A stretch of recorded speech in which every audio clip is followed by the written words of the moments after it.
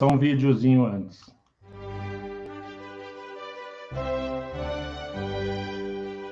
Voz da Redenção. Um programa do Centro Espírita Casa da Redenção.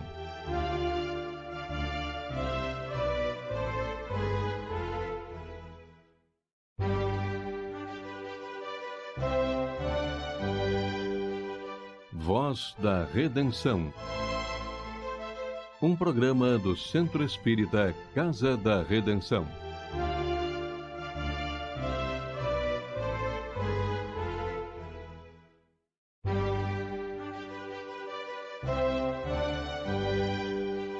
Voz da Redenção. Um programa do Centro Espírita Casa da Redenção.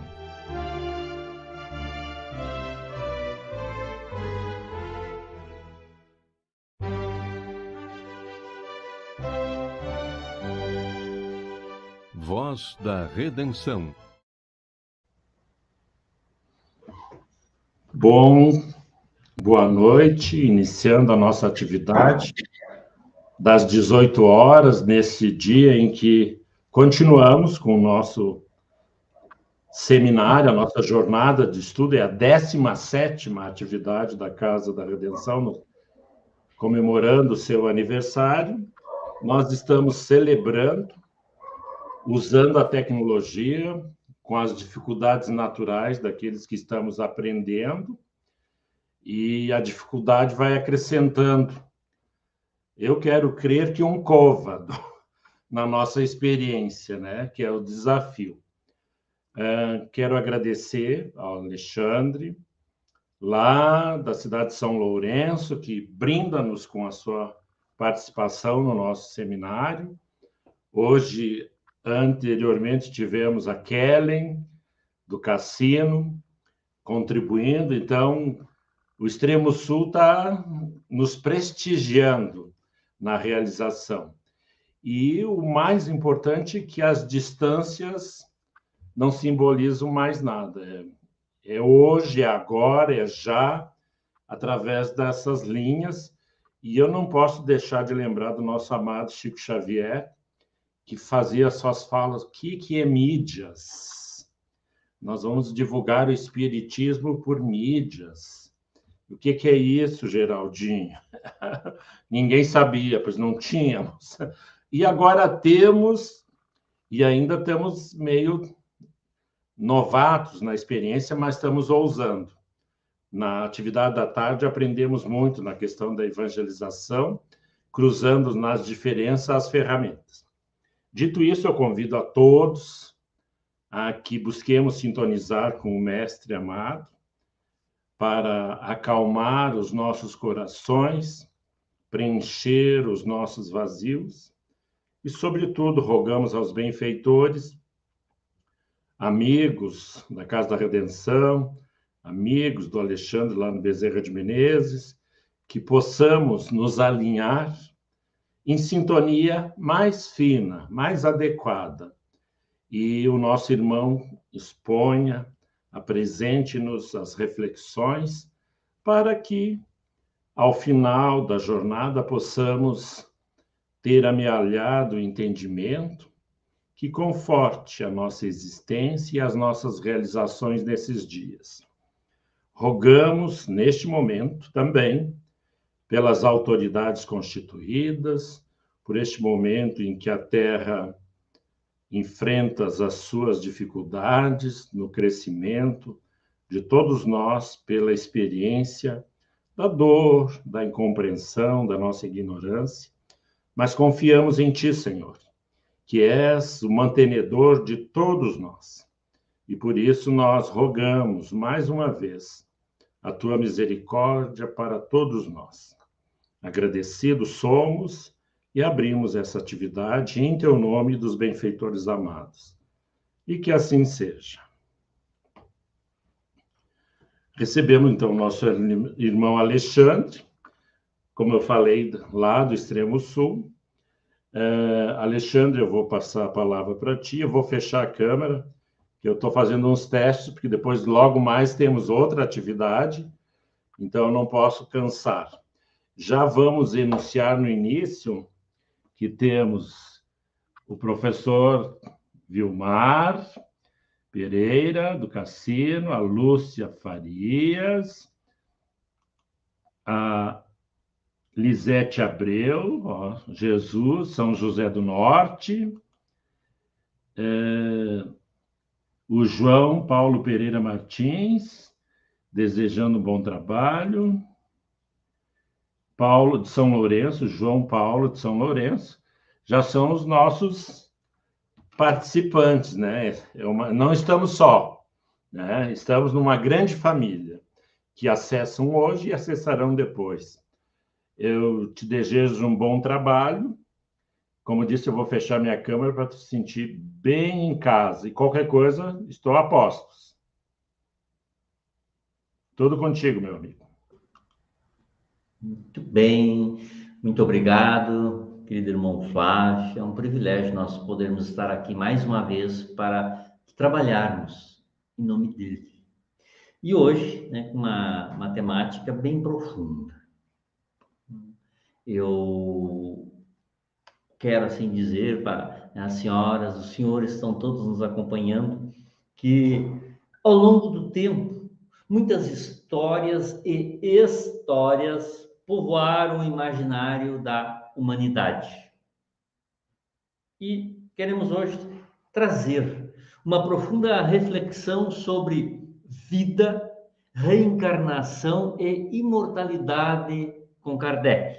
Por isso, aproveitando uma linda página do nosso irmão Raul, eu convido a todos para fazer uma viagem, retrocedermos no tempo e no espaço, voltarmos ao noroeste da França, no ano de 1886, quando uma adolescente atravessava uma campina com as suas primas para vislumbrar, admirar a paisagem. E um detalhe, a adolescente, essa menina, ela era asmática.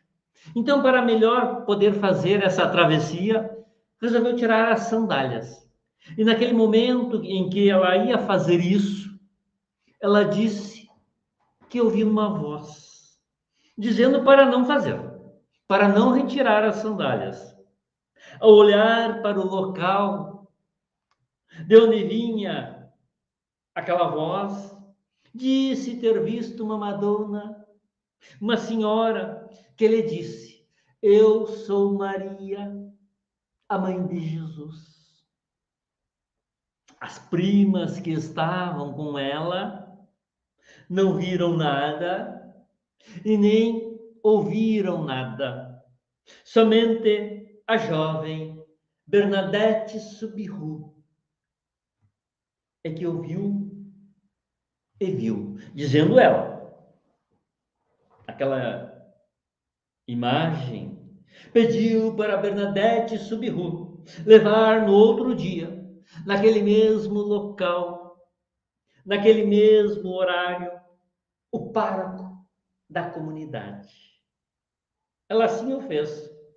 Falou ao pároco, e no dia seguinte, além do pároco, padre, né, uma grande parcela nobre da cidade estava lá.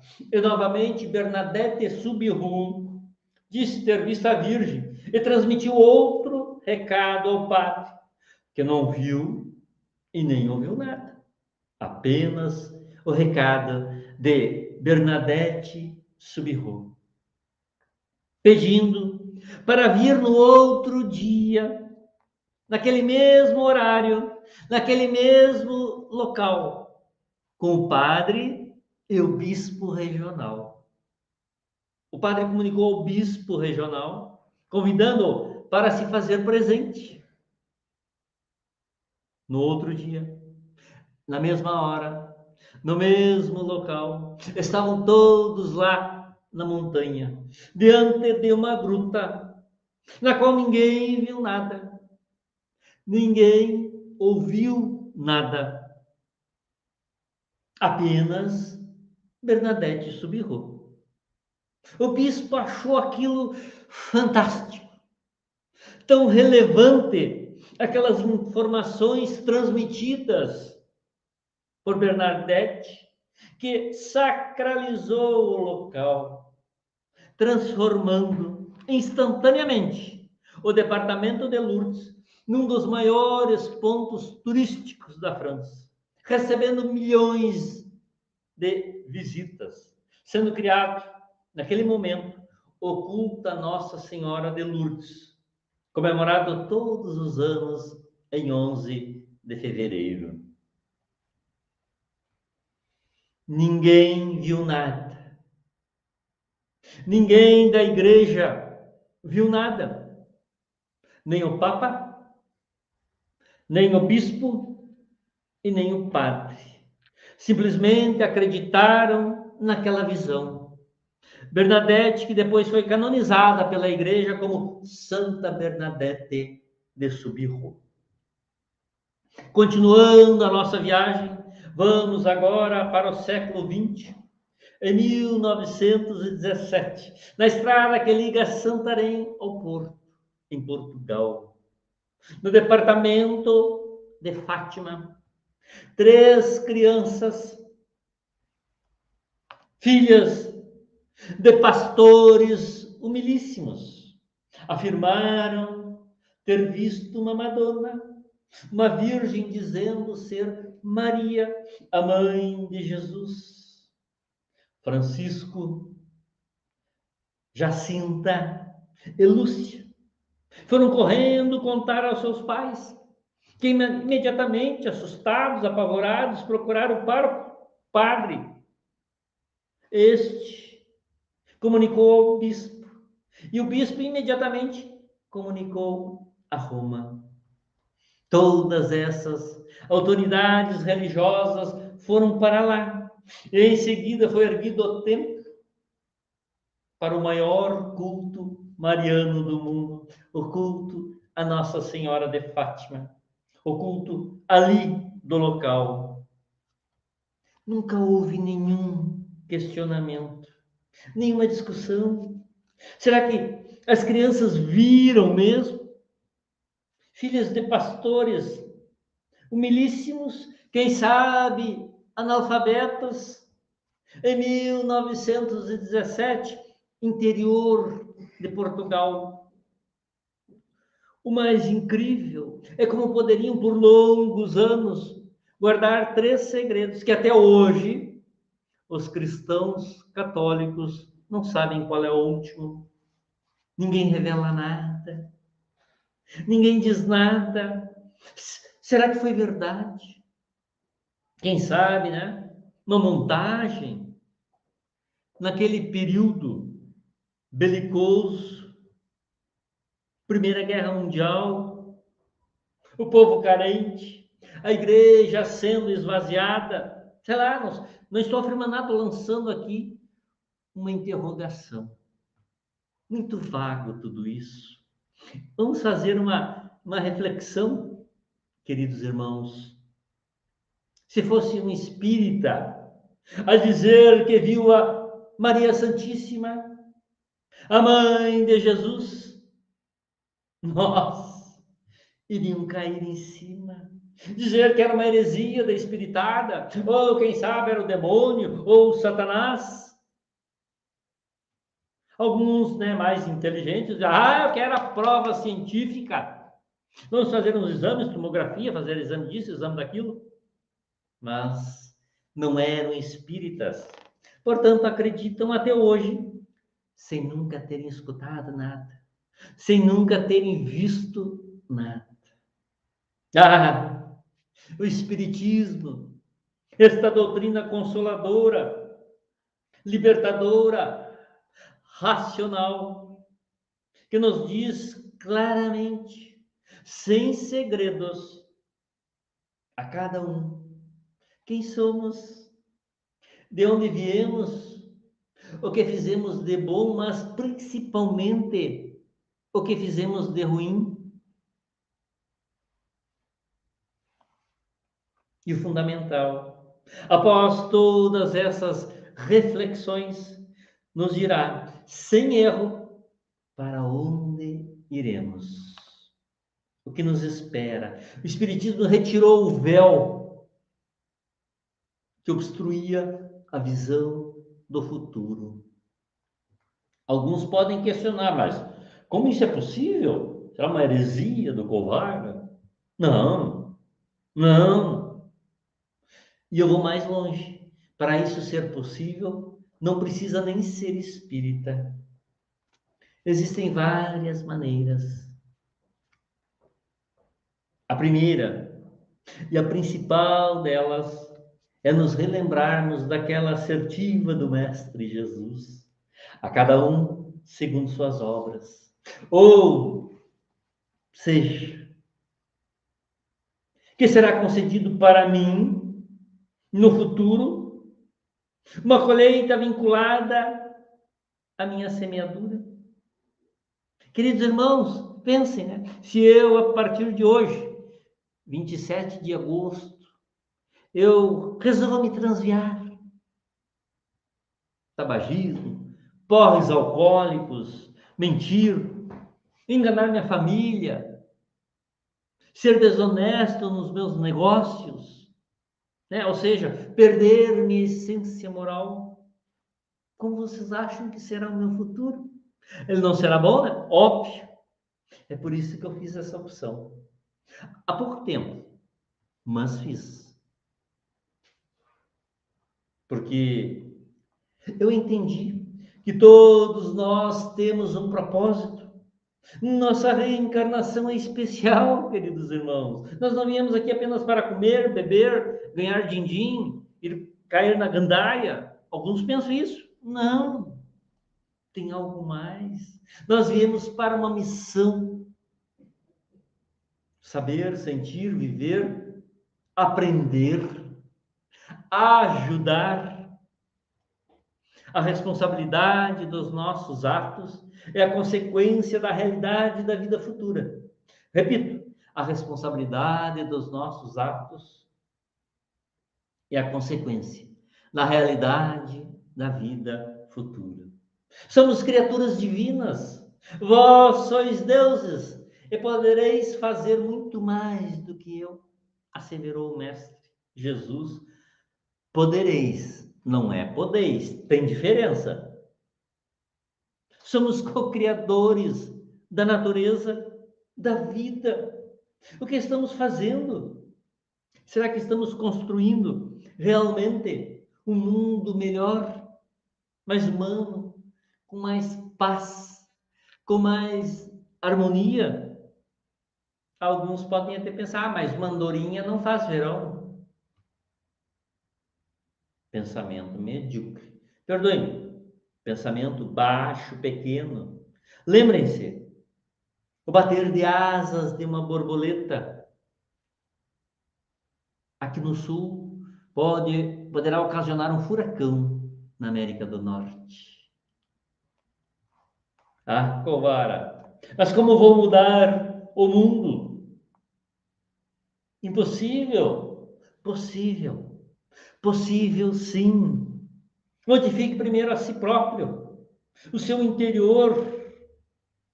Avalie sua postura, não para os outros, para o seu auto-melhoramento, o seu auto-burilamento.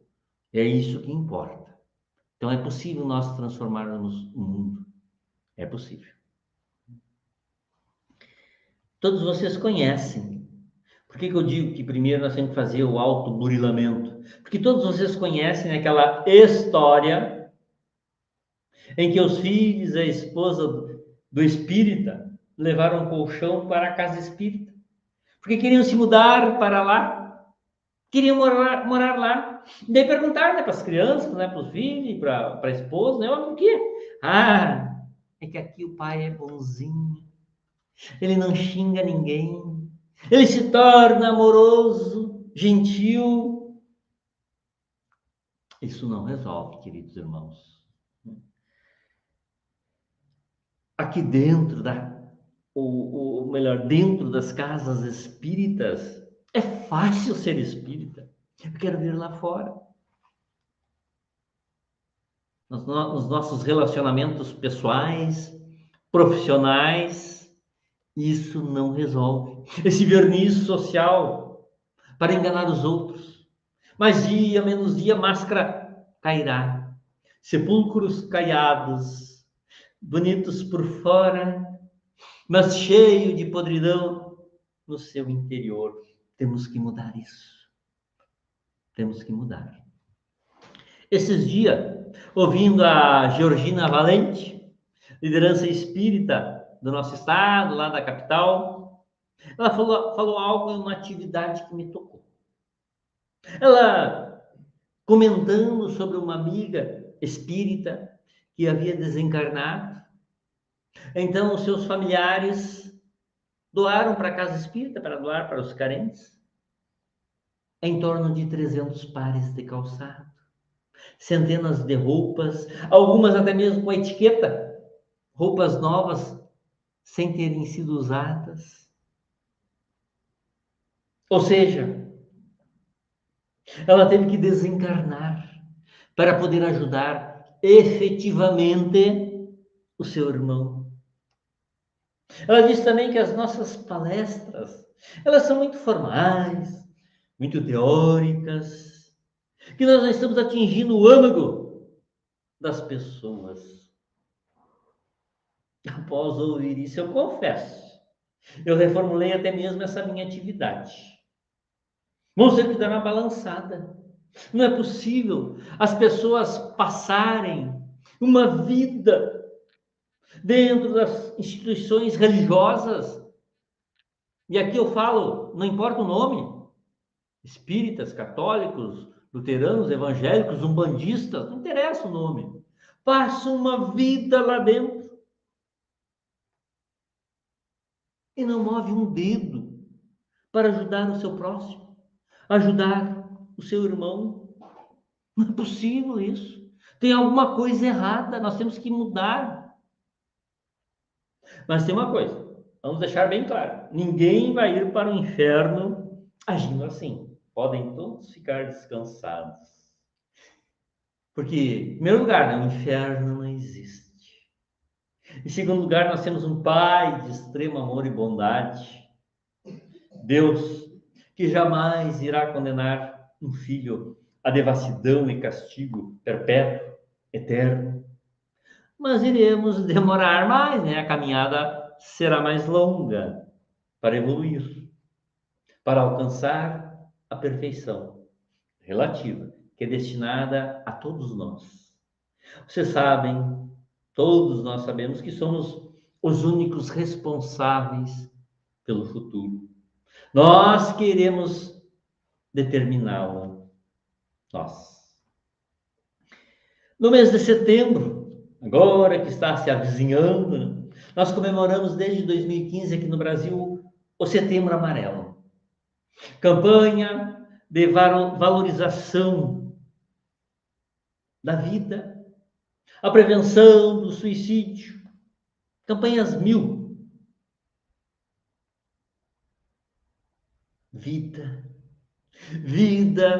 em abundância. 2015. Em 1857, 18 de abril, foi lançada a obra que iria, então, transformar o planeta. O Livro dos Espíritos. Consoante com o lançamento desta doutrina que mudou realmente o mundo pela valorização da vida. Perdoem-me os nossos co-irmãos de outras religiões, de outras doutrinas, mas não tem nenhuma outra doutrina que valorize tanto, que fale tanto em vida, em preservação da vida, do que o Espiritismo. Quantos abortos foram interrompidos, não levaram adiante? Quantos suicídios foram evitados? Quanto amor envolvido nas fileiras desta seara do mais puro amor que é o Espiritismo. Porque o Espiritismo atestou, né? Somos todos imortais. O Espiritismo matou a morte. A morte não existe. Aqueles que desencarnaram, que não estão mais entre nós encarnados, eles podem estar ao nosso lado, pululando ao nosso redor, porque somos espíritos vivendo uma experiência material através de um corpo físico, e não o inverso, como nos ensinaram equivocadamente desde a nossa meninice. Aqui no Espiritismo não tem segredo nenhum, é tudo revelado através das reuniões espíritas, através do estudo, dedicação, através das obras, dos grandes vultos que vieram nos esclarecer. Também, e principalmente, através da pena de Chico Amor Xavier. Chico Xavier, patrono espírita de N casas espíritas ao redor do mundo. Chico Xavier, patrimônio da humanidade, homem-amor, comprovou, atestando que a morte não existe, consolando milhares de pais, mães, que foram em busca de notícias de seus entes queridos desencarnados. E esses pais e mães atestaram: é a Maria, nossa filhinha, é o João, é o Pedro, é a Jane. São eles, só eles que sabiam disso. Então eles atestaram que a morte não existe. Bendita doutrina espírita. Hoje, nós, ainda encarnados, encontramos-nos sob a influência da matéria, das paixões, do ciúme, do orgulho, da vaidade, da cobiça. Somos intolerantes. Somos. E se alguém assim estiver pensando assim, esse Covara tá louco? Eu não sou intolerante. Teste como está o nível de tolerância. Todos vocês têm uma maquinazinha, né? Que mede direitinho o grau de tolerância. É só que se chama redes sociais. Vá lá. Comente sobre algum assunto social. Comente sobre algum assunto econômico contemporâneo. Comente sobre política. E ali aquela maquinazinha vai dar o grau de tolerância que cada um tem. Não tem teste mais eficaz do que esse. Hoje, nós que somos dominados e colocamos as nossas alegrias na satisfação desses apetites grosseiros e baixos, aproximamos-nos dos espíritos impuros, de natureza animal. Somente quando vencermos esta má influenciação desses espíritos terra a terra, pela nossa elevação moral, iremos então nos aproximar dos espíritos bons e sermos guiados por eles. Principalmente, repito, principalmente pelo nosso anjo guardião. A gente guarda espírito protetor, o nome não importa. Esse espírito de uma classe superior que foi designado pelo mais alto para nos acompanhar em nossa reencarnação, ou várias delas. Conversem com ele, dialoguem com ele, está sempre à disposição. Não somente para pedir, né? Por favor, mas principalmente para agradecer. Vida, reencarnação e imortalidade com Kardec. Queridos irmãos, sempre digo, somos privilegiados. Sempre quando eu tenho a oportunidade de falar, eu bato nessa tecla. Recebemos uma doutrina pronta, do mais puro amor. Kardec nos legou, vocês sabem quantas obras somente Kardec nos legou? 23 obras. 23 obras. A maioria com a média ali de em torno de 500 páginas. 23 obras. Estudo em torno de 4 a 5 anos de cada uma. Estudo detalhado. Alguns leem o romance e já estufam os peitos, né? Trombeteando. Sou espírita. Bobagem. Bobagem. Temos que ler Kardec. Temos que estudar Kardec. Nos dedicarmos com afinco. É uma doutrina. É um código de leis morais. Não é brincadeira. Mas principalmente, queridos irmãos, ouçam. Temos que praticar Kardec. Praticar. Hoje, infelizmente, repito, hoje, infelizmente, o movimento espírita brasileiro está, uma boa parte, dissociado de Kardec. Querem ver? Quem de vocês, ao estudar o Espiritismo, se deteve ou foi orientado ou deu importância ao estudo do anjo guardião? Não é que aquela assim, não, o anjo guardião foi destinado a ficar do nosso lado, colado 24 horas por dia. Isso aí não. Quem é o nosso anjo guardião? É um espírito familiar, espírito amigo. É desse órgão, pode ser de outro órgão, pode ser substituído. Estudo profundo do anjo guardião. Kardec destaca em toda a sua obra. No Livro dos Espíritos, por exemplo, obra que lançou o Espiritismo, Kardec colocou no capítulo 9, né, da intervenção dos espíritos no mundo corporal, um subitem. Anjos guardiões, anjos de guarda, espíritos protetores.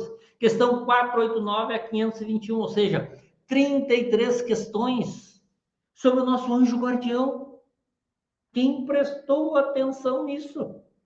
E lá no Livro dos Médiuns, capítulo 17, da formação dos médiuns, Kardec se refere diretamente aos anjos guardiões na abertura e funcionamento, repito, funcionamento das reuniões espíritas, que nós temos que nos conectar com o nosso anjo guardião. E nós,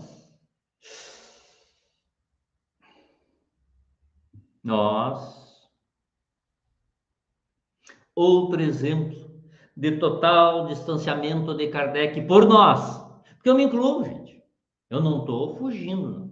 Eu também me incluo nisso, só que estou aprendendo.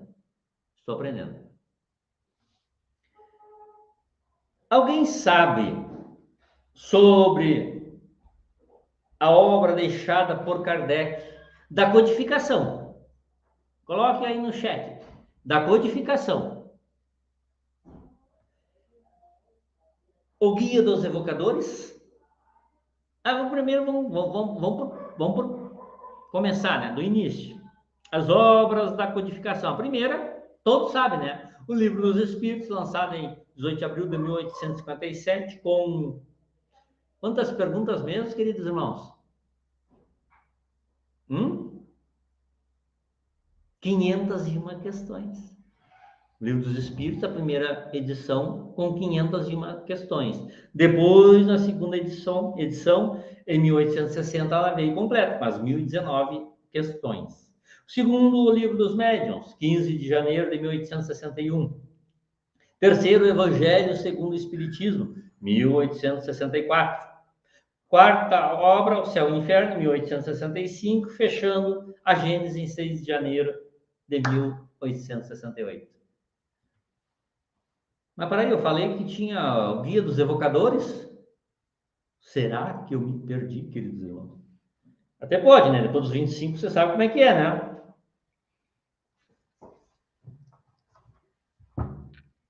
Deixa eu mostrar aqui.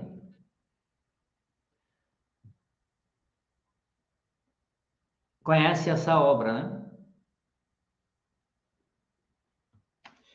Infelizmente, repito, infelizmente, a casa máter do Espiritismo, a FEB, omitiu, tanto no livro, na obra, quanto na orientação, desorientando a todos o verdadeiro título dessa obra. Vamos procurar, vamos ver se conseguimos colocar aqui.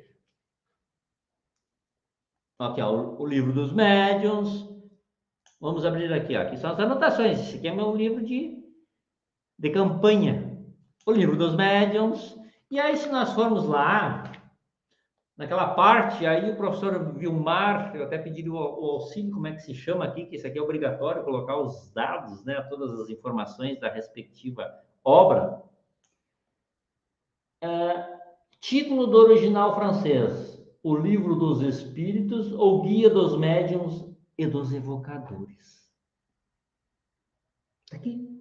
Para não dizer que a FEB não colocou nem na primeira, na segunda, botou na terceira lá, o Livro dos Médiuns, né? Todo mundo está enxergando, mas abaixo ali pequenininho, ó.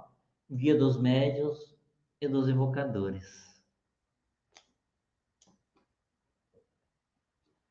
Isso causou um dano terrível ao movimento espírita brasileiro. Com certeza nós não iremos reverter isso sem muita celeuma entre nós, entre os irmãos. Não vamos, né? Existem casos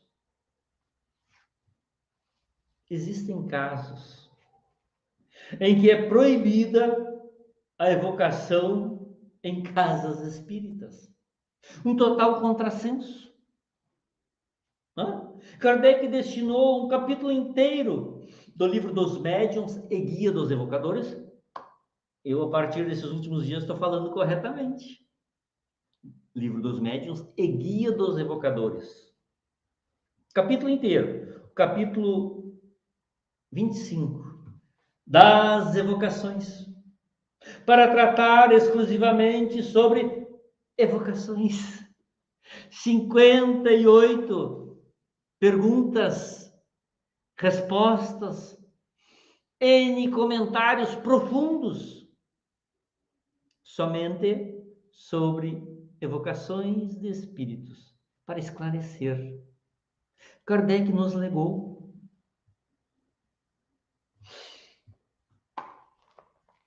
Eu tenho esse livreto aqui. Vamos ver se conseguimos. Opa, aqui. Podemos evocar os mortos? Um diálogo com Allan Kardec e com os espíritos da codificação. Na filosofia espírita, ele está autografado, de dedicatória para a minha família, né? 28 de agosto de 2010. Ou seja, amanhã estará completando 12 anos.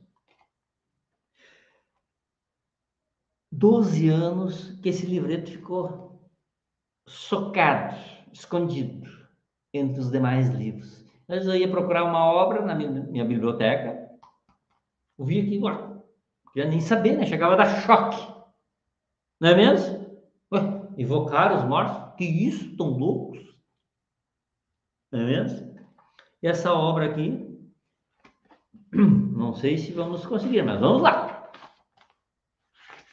Ó, tem o índice, a introdução, né? O índice, a introdução, óbvio. E depois, os capítulos são por ano. 1857, 1850, até 1869, quando ocorreu a desencarnação de Allan Kardec. Ano a ano, Kardec e os espíritos da codificação exclusivamente sobre evocação. E nós nos arrepiamos. Dá problema, não é mesmo? Daí alguns dizem assim, mas o Chico Xavier disse que era como uma ligação telefônica, só que a chamada era somente de lá para cá. Funcionava assim. Sim, Chico disse isso devido a uma insistência dramática de uma mãe desesperada que queria ouvir o seu ente querido já desencarnado. E Chico, naquele momento, ele estava sabendo que não iria, que não estava sendo permitido. Então ele disse isso para esta mãe desesperada. E não temos nem como julgar, né? Só que daí, o movimento espírita brasileiro, na sua grande parte, se fixou nisso. A chamada é só de lá para cá. Se esquecendo da obra básica legada por Kardec, o Livro dos Médiuns e Guia dos Evocadores. Queridos irmãos, enfatizando, temos que praticar Kardec. Há um tempo atrás, vocês devem se lembrar, né? Tinha aqueles adesivos pequenininhos, eu até devo ter guardado ali na minha biblioteca. Vários, aqueles adesivos. Leia Kardec. Leia Kardec. Naquela época, né? Aquela efervescência entrando, aquilo botava na agenda, botava no caderno, botava no espelho, botava no poste. Leia Kardec. Foi um erro. Hoje eu estou entendendo isso. Seria muito mais produtivo se nós fizéssemos um adesivo. Pratique Kardec. Pratique.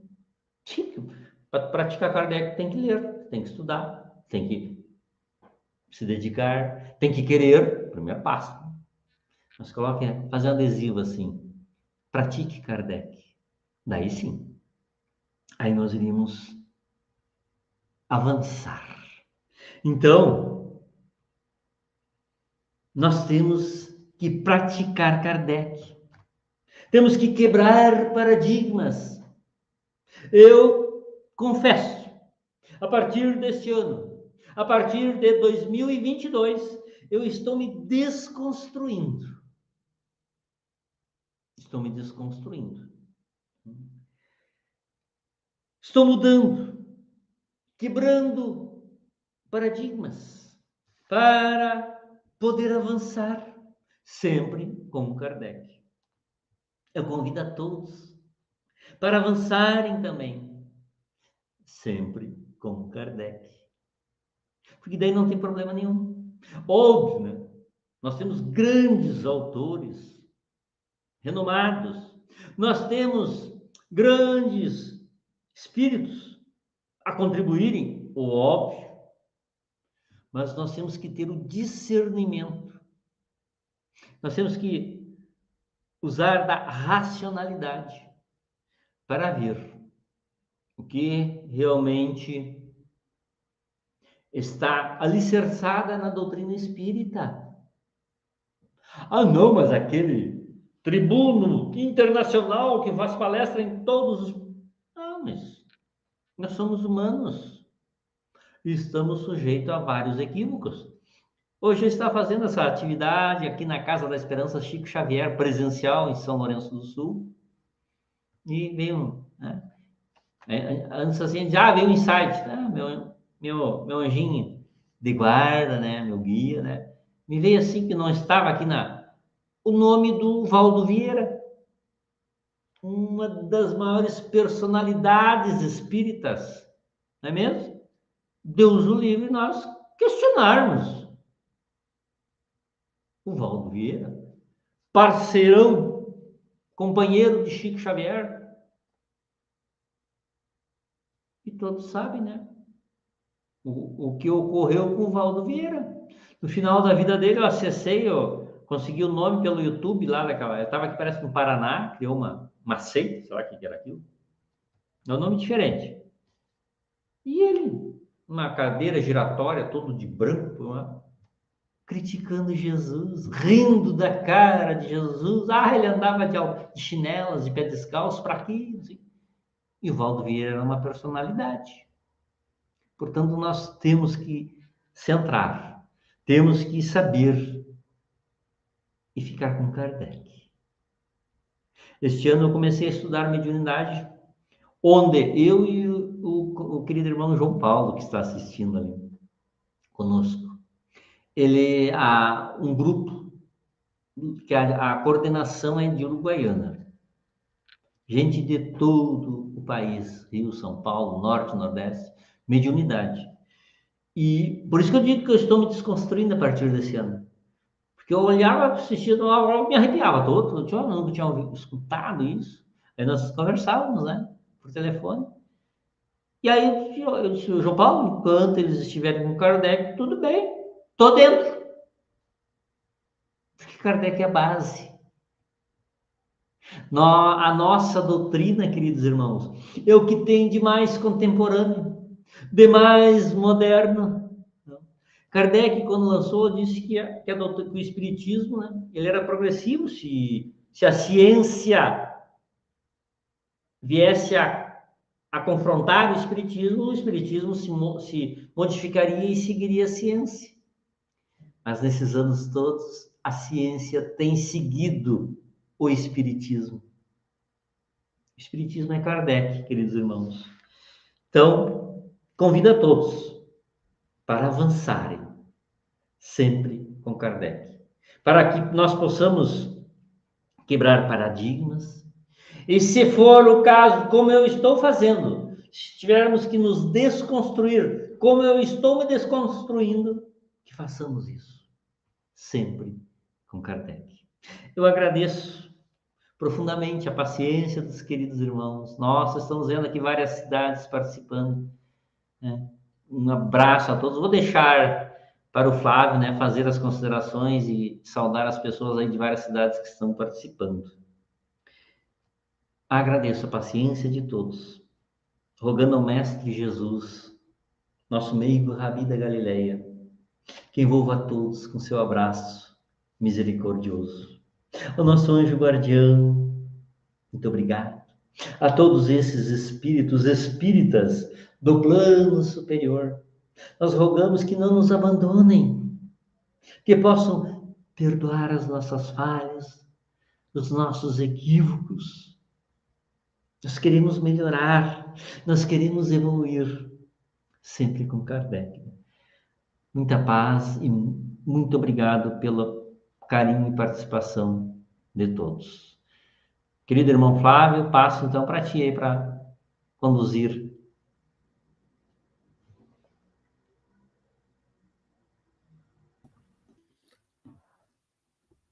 Gratidão, Alexandre. Estão me ouvindo bem? Sim, perfeito. Então, ó, eu vou citar os que nos honraram estar conosco, né? Vamos começar aqui, ó. Elisete Abreu. Depois nós temos Valdemir Berger, Marli Lemos, Georgina Anchiete Valente, Sueli Moreira, Sandra Ferreira, Neiva Oliveira, Lídia Maria D'Amico Martins, Loni Rafael, Antônio Sérgio, Sandra Ferreira, Leda Aguiar, Catarina Liski, Lúcia Silveira, a Casa Espírita Nova Esperança, a Kellen Gil, a Édia Silveira, o João Paulo, acho que é esse que tu nominaste, Lisete Abreu, Lúcia Faria, professor Vilmar, nosso irmão, camarada.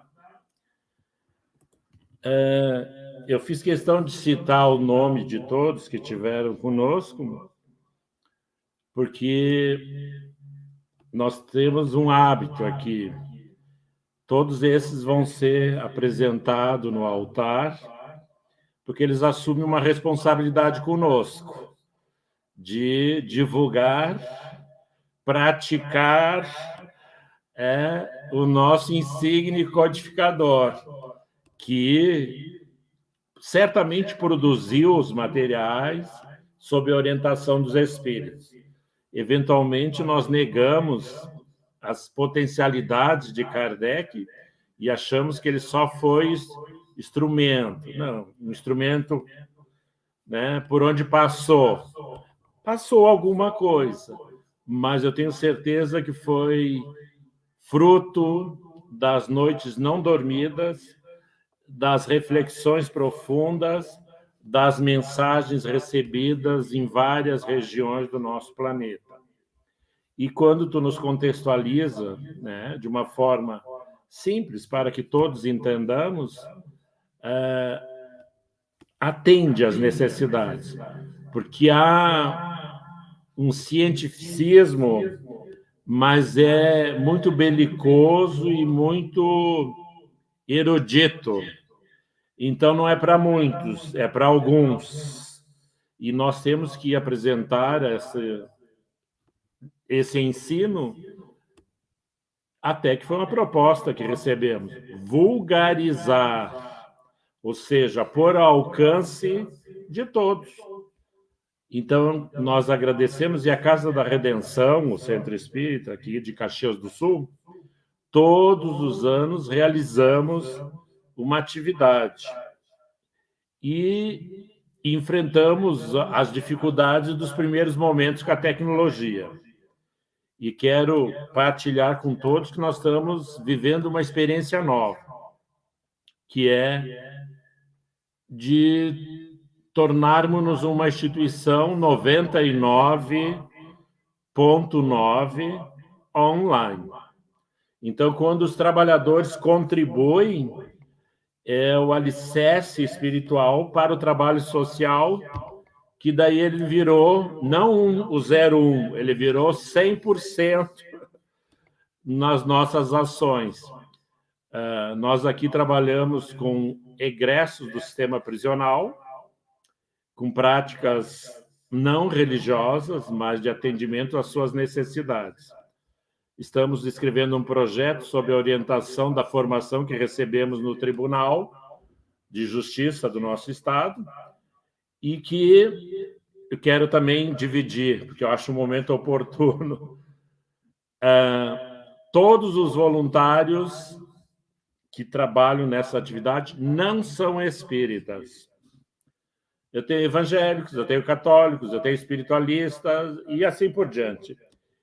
E a semana ainda disse para alguns, a grande beleza desse momento de diversidade é que ninguém se impõe e nem tratamos dessas diferenças. Cuidamos do nosso objetivo, que é acolher aqueles que foram estigmatizados por terem tropeçado.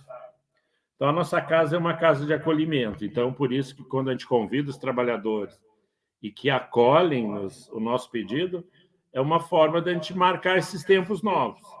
Hoje à tarde tivemos a Kelly, que trouxe a questão da evangelização, e vejo na Nova Esperança realmente um sinal dos tempos. É a nova fronteira de evangelizar e sem se amedrontar no uso da tecnologia. Agora, às 20 horas, teremos uma abordagem do serviço social no século XX, XXI, por nós espíritas. A nossa palestrante, Ana Cláudia, uma pessoa muito competente, autora de 7 livros, vai estar conosco. Então, eu já estou partilhando, depois eu mando uns links, aqueles que puderem, nem que seja depois, porque nós temos que redimensionar a nossa ação como espíritas. E a primeira delas tu apresentou. é ver nas entrelinhas. E o livro dos médiuns, a gente sempre diz que não é cartilha, né? Mas ele é manual para nós investigarmos, né, o transcendental, o invisível. E se nós não nos apropriarmos, seremos coxos.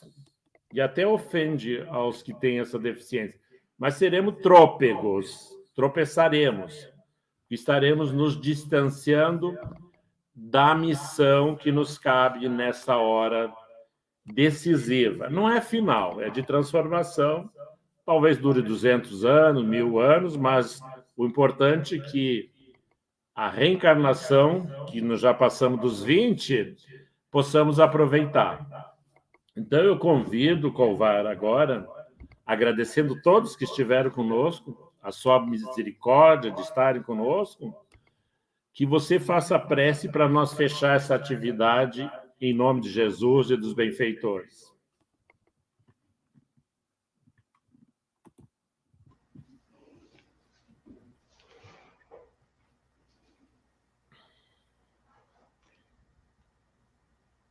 Querido Mestre Jesus, nosso amigo incondicional de todas as horas, viemos até a tua presença.